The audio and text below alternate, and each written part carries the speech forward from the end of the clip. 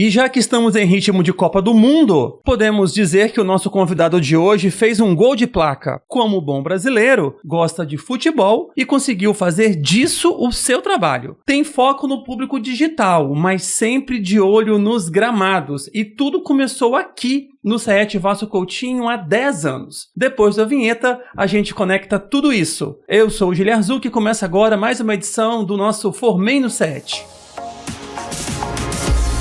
Histórias de quem já passou pelo CET Vasco Coutinho e hoje é sucesso no mercado de trabalho. Formei no CET. Conversa comigo hoje Pérez Augustinho, que todo mundo conhece e já acostumou a chamar de Pérez. Ele formou em multimídia no ano de 2016 e depois também fez o curso de rádio e televisão, formando em 2018. E hoje vem contar um pouquinho dessa história comigo aqui hoje, com você que está aí também na escuta. Não é isso, Pérez? Bem-vindo! É isso, muito obrigado, Giliardi. Obrigado pelo convite. Obrigado, Caio.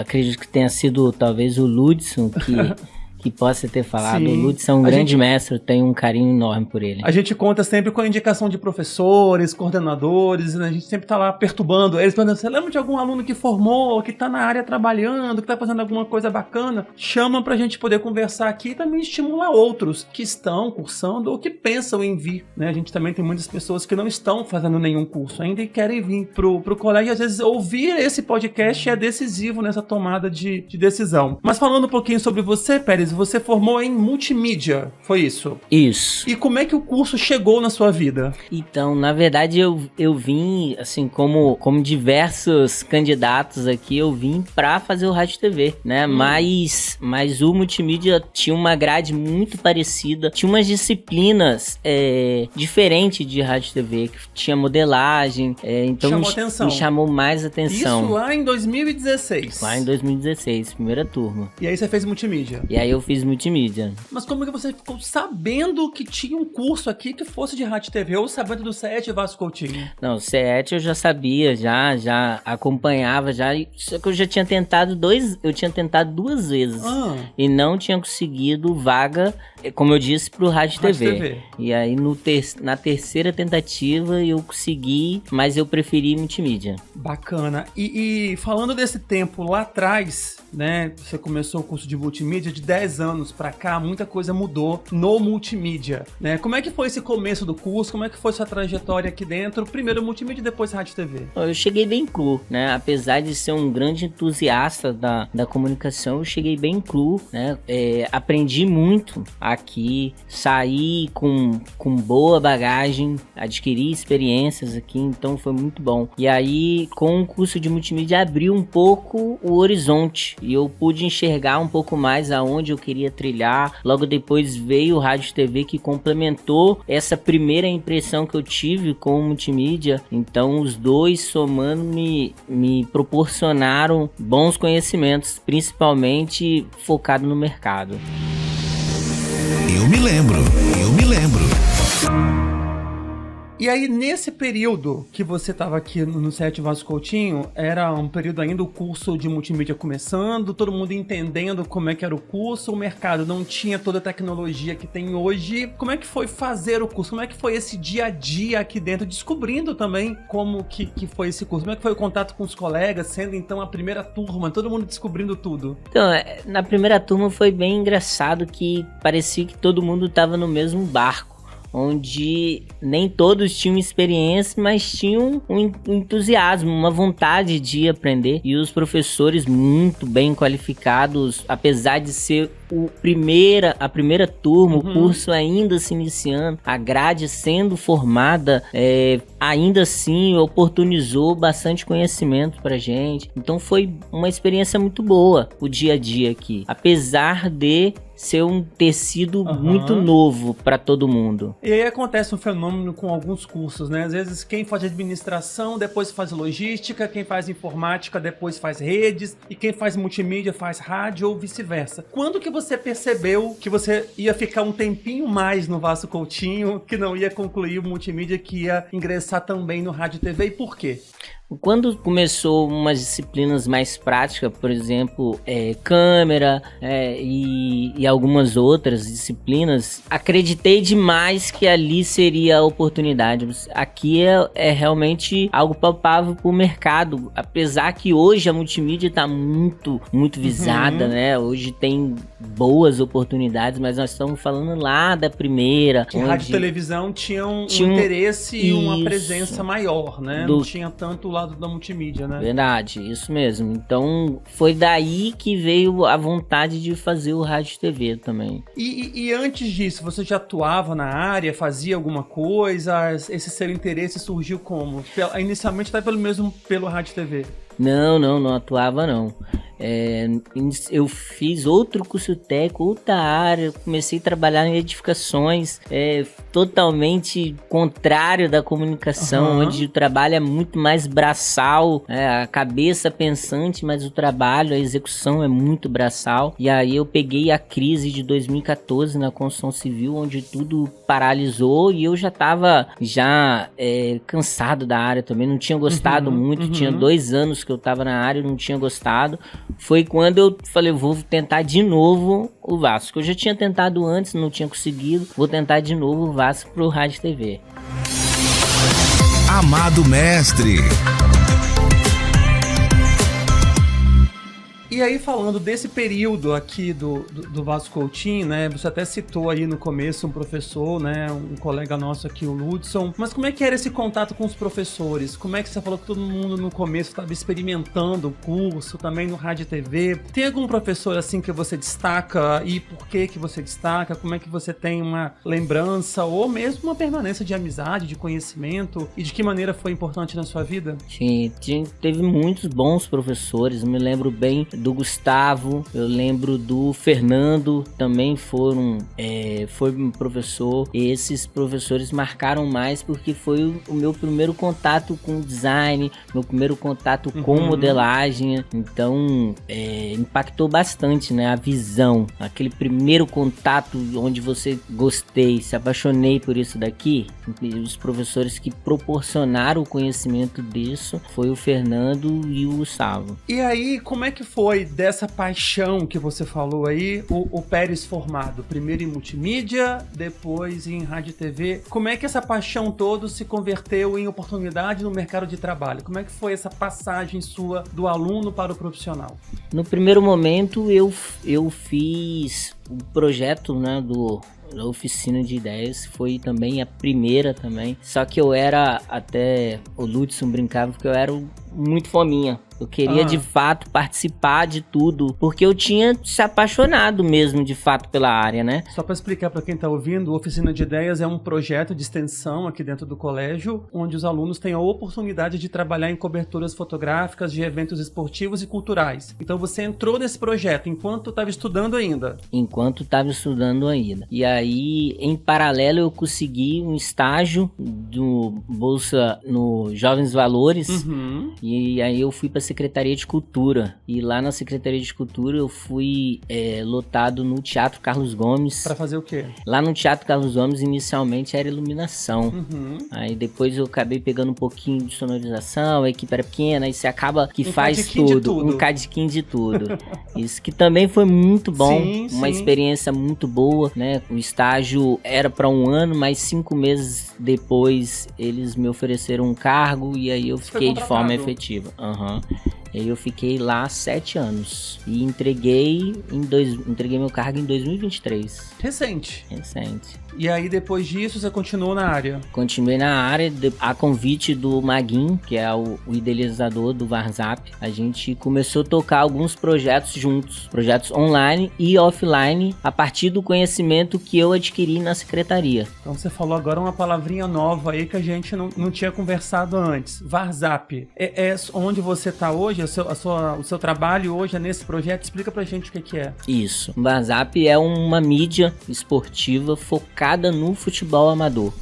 O futebol de várzea, que é o futebol amador, ele é muito carente de visibilidade. Só que ali a gente tem ex-jogadores, a gente tem garotos que estão despontando, que tem grandes oportunidades de entrar pro universo profissional. A gente tem todo o início. A gente até brinca lá no Várzea, porque a várzea é o início, o meio e o fim. São aqueles jogos que acontecem lá nos bairros, naqueles campos mais próximos das nossas casas, aquelas ligas ali de times que geralmente jogam de sábado, domingo de manhã, tem um barzinho perto às vezes. Sim, isso. Esse mesmo, esse universo da várzea que é incrível, né? Esse jogo, né? Acabou o jogo, tem uma resenha, tem uma brincadeira. E aí o que o projeto faz? Vocês fazem a cobertura desses jogos? Como é que é? De forma online, a gente faz as coberturas e produções de conteúdos, né? Quando você diz forma online, vocês têm um site. Um site, canal no YouTube, nas redes, né? Então vocês fazem fotos, fazem texto, fazem transmissão desses jogos? Explica pra gente. Isso, e a gente também oportuniza a visibilidade do seu lance. Então as pessoas começaram a criar esse costume de mandar os lances pro WhatsApp e pedir, posta meu lance, olha, eu dei uma caneta. E aí a partir daí foi justamente onde eu entrei e a gente idealizou o Mande Seu Lance. O Mande Seu Lance é onde a gente premia. Acontece um campeonato digital e esse campeonato digital de lances são que lances. Isso, que então é através de... Você tá juntando aí o multimídia com rádio e TV, né? Isso, hoje... Tem vídeo, tem áudio, tem rede social, tem site... Então tem um pouquinho de tudo. É um pouquinho de tudo hoje. Hoje tá um cadinho de cada coisa. Então, desde quando? Desde 2023. Então já 3 anos, né? 2 anos e pouquinho. 2 anos e pouquinho. Então hoje você trabalha nesse projeto, você faz parte, né? Sua função lá é diretor de conteúdo, você me falou, operações de conteúdo, né? Coordenador de operações de conteúdo. E aí tem uma equipe que trabalha junto com você. Isso, somos em 6 pessoas. Que vão acompanhando esses jogos e vão poder divulgar. Isso. E aí quem quiser saber um pouco mais desses campeonatos, só pra gente entender como é que faz. Tem o site, né, o whatsapp.com, que lá vai conseguir ter acesso à tabela, dia de jogos, todo o acompanhamento do campeonato que é a Supercopa da Várzea, que é um campeonato oriundo do WhatsApp. Entendi. E aí dentro vocês organizaram um campeonato. Então você também está nessa função de coordenador de projetos que já sai um pouquinho do rádio e TV e do multimídia, mas que já mas está inserido de alguma forma, né? Isso, aí é onde a gente chama lá de offline, onde a gente tem a produção offline. Tem um campeonato que é um mega campeonato, um campeonato que a gente teve que limitar esse ano, fixado em 200 times, que acontece no estado todo. Então eu tenho 5 regiões e 5 regiões simultâneo acontecendo jogos, tudo do mesmo campeonato. E onde fica a oficina de ideias nisso ainda? Então, a gente tem que... Você ajuda, você participa, como é que vocês buscam parcerias? Porque é muito grande, né? Você falou 6, 7 pessoas para o estado inteiro, vocês têm parcerias para isso. Então, a gente tem essas 6 pessoas são diretas, né? São 6 pessoas full-times no projeto. E a gente tem alguns outros braços parceiros, bem como alguns freelancers, pra gente conseguir dar conta de tudo. A oficina de ideias, ele veio a partir de uma necessidade que a gente buscava um estagiário. A gente buscava um estagiário que a gente já não conseguia mais fazer a gestão das redes sociais, então a gente precisava de um estagiário e a gente não conseguiu. Não conseguimos.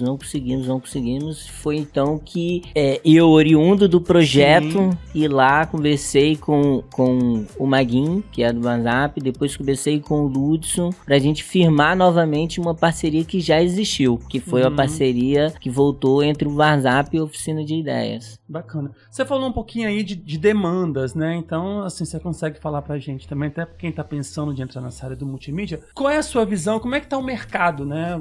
Vocês, pelo que eu pude perceber, vocês oportunizam essa chance de alunos do multimídia, também da rádio e TV, de alguma maneira tá inserido nesse processo e trabalhando nessas coberturas, né? E como é que você vê o mercado enquanto abertura de novas possibilidades profissionais? Então, essa oportunidade é justamente para complementar o teórico. Então, os alunos participantes do projeto, têm a oportunidade de viver, de fato, um dia de trabalho, né? Então, acompanhar os perrengues, acompanhar as produções bem-sucedidas, assim como as produções meio que fracassadas. Mas o mercado... Pensado, né?